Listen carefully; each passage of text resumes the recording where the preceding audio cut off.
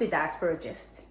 I'm Oyinkan and Ayo, and this is my brother, Dr. Ayo. and today we're about to talk about business stuff. Yeah, this is a little departure from what we usually talk about, and that's because we thought a lot of the times we talk about a lot of social issues. Yeah. But this time around we thought, okay, it's about time we start to also focus on other stuff apart from social issues. And that's because between both of us, you're an entrepreneur. You've Yeah. raised millions of dollars At least to that- start yeah. businesses. Different So we investments, wanted to bring part of our expertise into this as we talk about the issues about diaspora and living in the diaspora. Having said that, I've raised $1 million, a few $1 million. That's true, but it's not like that easy. It's not that straightforward to raise those millions because No, it's nobody not.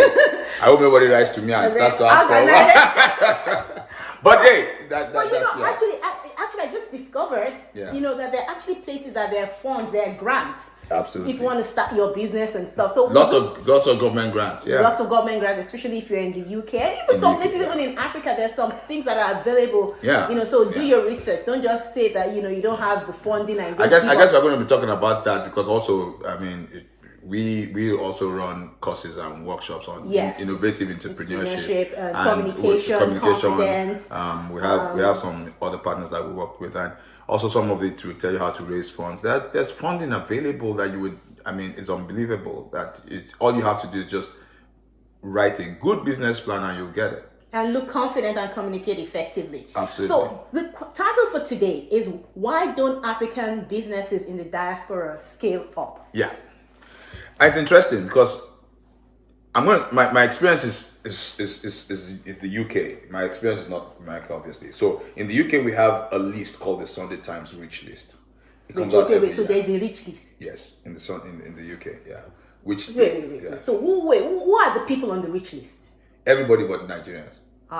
Hardly any Africans. But there are a lot of African However, businesses. listen.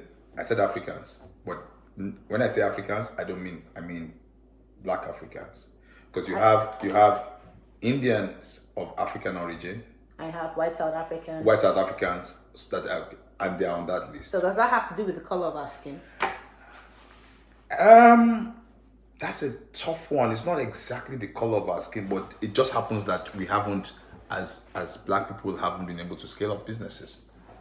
So, And it probably has more to be. It's probably more behavioral. It's definitely not a skin color thing. It doesn't mean that we're not good at. In Africa, so it's a mindset thing. It's a mindset thing. It's a visionary thing. It's a lack of vision. Okay, we're sounding. Okay, It's this is a serious thing. Yeah. But I know here in America, according to the statistics I've read up, about 25 to 30% of businesses that start in America are started by immigrants or first generation immigrants. What kind of businesses?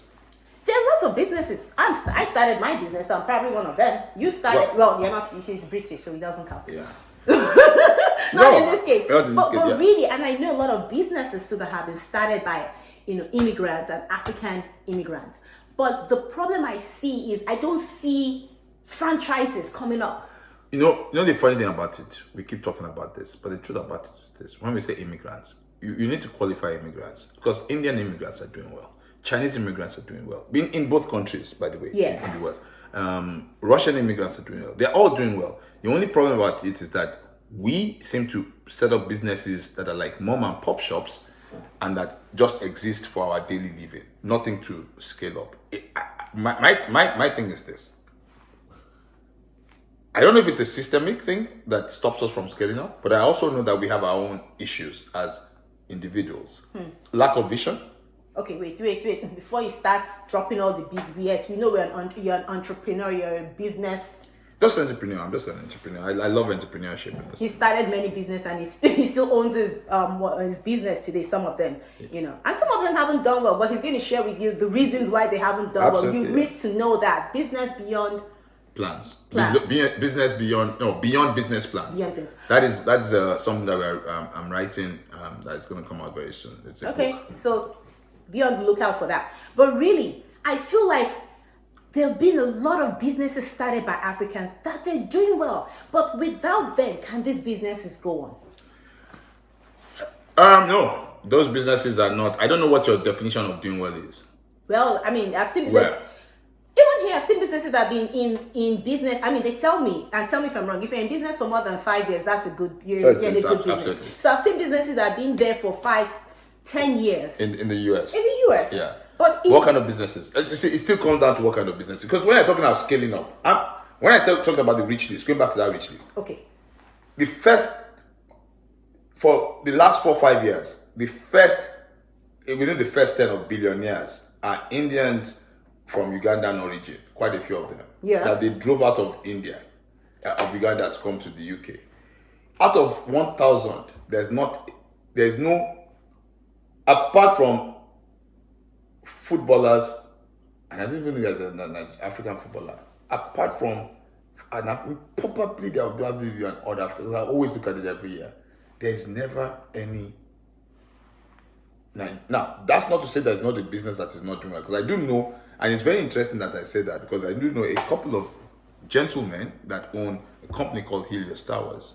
And for me, Helios Investment Partners. And for me, those two guys, of which they are a model of what it means to have vision. They have an investment company managing, I think, about $4 billion worth wow, that's a lot. Yeah, $4 billion worth of investment in Africa. But they had vision. Apart from that, I keep thinking in the diaspora, I don't know if there is over here, how many Africans own franchises? How many Africans own a franchise you're getting into? How many Africans have set up a business, including myself, by the way, don't get me wrong. Yeah, I was about to say, including myself, that I've been able to set up a model where people can buy into. Yeah. So I would probably look at it from this idea. What kind of businesses do we even go into? But let's look at a very obvious one: restaurant business. Hospitality business. Oh, okay. There's Subways. Okay. There's Taco Bell that caters to the I guess Mexican, or correct me if I'm wrong, palate. Yeah. There's McDonald's. Yeah. There's Chick-fil-A there. Yeah. There are all those businesses there. Why can't we have an African restaurant that at least is beginning to show up from one place to another? I do have on the radar. Wait, and just to be honest here, I do know of one restaurant that has 2. There are many that have 2 or 3, but that is not what we're talking about. We're talking about scaling up in a real sense of it. Look, because that's a good. I mean, people enjoy good food. So let's just look at the restaurant business. Why can't a restaurant owner scale up to the point where they become a franchising? What do you call it, franchising? Yeah, you call it a franchisor. A franchise. Exactly. Yeah. Now this is it. First of all, I was when we were thinking of this particular topic, I was looking at the kind of businesses that Africans get into, usually. Yeah. And I looked at it from the fact that it's kind of businesses that we won't get into when we're in Africa. And yes. So we do well. Hospitality businesses. We sell food well, and maybe wares and stuff like that. But there's a market for retail sector. Retail, yes. We do well. Healthcare, because of service provision, nursing. Over here, we kind of do not. Yeah, I know. And then education. A lot of us do education. We do a lot of education. No, but in terms of businesses, right? However, just before you go, this is the problem. I think when you set up a business, the system doesn't help, and that's the truth. Wait. What system doesn't help? The system here, or the system we grew up in? No, the system, both. But the system in terms of what we grew up in the sense that it doesn't enable us have a vision, a long-term vision. Everything we think about is now, is today. Okay. So we don't have business plans, we don't do all this kind of stuff.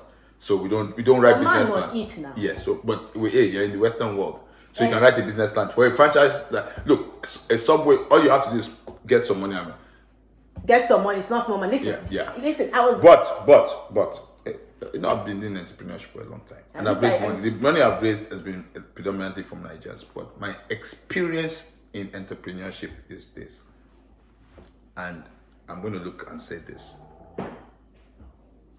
Until we start to support each other, we'll never have a business that scales up. Until we are not selfish. Until we as business owners can collaborate and partner until we as business with owners, integrity. Yes, until we as business owners or investors can invest in an African business, until we start to trust ourselves, stop behaving in silos. The biggest problem, because you can never scale up if you don't have, especially in certain businesses that we go into, hospitality, retail, that kind of, until you have your community support you, whether as investors, whether as customers, whatever it is, until we're able to do that, whether it's mentors. So we are the ones killing ourselves. Not until we do that, and that is the long. That's why I said I was going to go through everything. But when I look at the problems that we've had, because unfortunately we don't do business like technology that does not require you. I'm sitting down here with you doing this. I wish I could just do technology and automate you. You automate. If you are automate. I just automate. Get you this. So but unfortunately, if you can't have my persona. I can tell you. I will draw you in 1 second. With what? Automation. AI. I do it. But if we do that, we don't do technology. So technology breaks. It's not something that. Yes. That's a different reason why we don't do that.